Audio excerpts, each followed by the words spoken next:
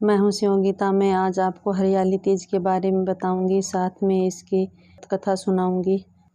Video शुरू करते हैं। सुख समृद्धि चैनल पर आपका स्वागत है। श्रावण मास के शुक्ल पक्ष की तृतीय तिथि को सावन तीज कहते हैं, परंतु ज्यादातर लोग इसे हरियाली तीज के नाम से भी जानते हैं। हरियाली तीज के दिन विवाहित स्त्रियां अपने पति की दीर्घ आयु के लिए व्रत रखती है। इस दिन स्त्रियां के मायके से श्रृंगार का सामान और मिठाइयां उन्हें ससुराल भेजी जाती है। इस दिन माता पार्वती जी और भगवान शिव की पूजा करती है। इस दिन महिलाएं निर्जला व्रत रखती है। महिलाएं पूरा दिन बिना भोजन जल के व्यतीत करती है। हरियाली तीज के दिन महिलाएं सुबह घर के काम और स्नान करने के बाद 16 श्रृंगार करके निर्जला व्रत रखती है। इसके बाद मां पार्वती और भगवान शिव की पूजा करती है। जगह जगह झूले पड़ते हैं। इसी त्योहार में स्त्रियां हरी लहरिया या चुनरी में गीत गाती है, नाचती है, मेहंदी लगाती है, श्रृंगार करती है, झूला झूलती है। देश के बड़े भाग में यहाँ पूज्य भादो माह की शुक्ल पक्ष की तृतीय तिथि को मनाया जाता है। उसे हरतालिका तीज कहते हैं। दोनों में पूजन एक जैसा होता है, अतः कथा भी एक जैसी होती है। हरियाली तीज के दिन अनेक स्थलों पर मेले लगते हैं। माता पार्वती की सवारी बड़े धूमधाम से निकाली जाती है। शिव जी कहते हैं कि पार्वती, बहुत समय पहले तुमने हिमालय पर मुझे वर के रूप में पाने के लिए घोर तपस्या की थी। इस दौरान तुमने अन्न जल त्याग कर सूखे पत्ते चबाकर दिन व्यतीत किए थे। किसी भी मौसम की परवाह किए बिना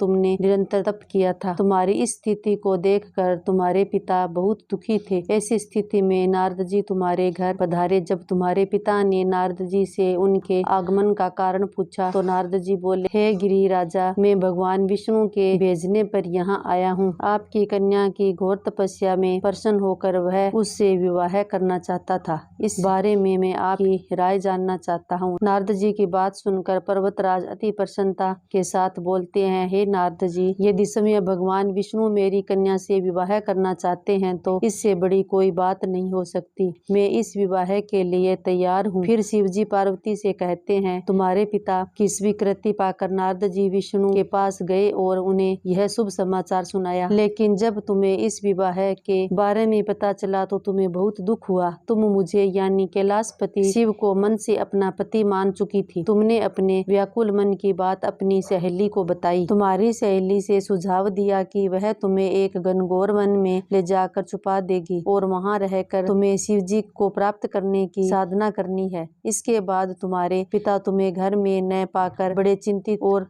दुखी हुए। वह सोचने लगे कि यदि विष्णु जी बारात लेकर आ गए और तुम घर में ना मिली तो क्या होगा। उन्होंने तुम्हारी खोज में धरती पाताल एक करवा दी, लेकिन तुम ना मिली। तुम वन में एक गुफा के भीतर मेरी आराधना में लीन थी। भाद्रपद तृतीय शुक्ल को तुमने रेत में से एक शिवलिंग का निर्माण कर मेरी आराधना की, जिससे प्रसन्न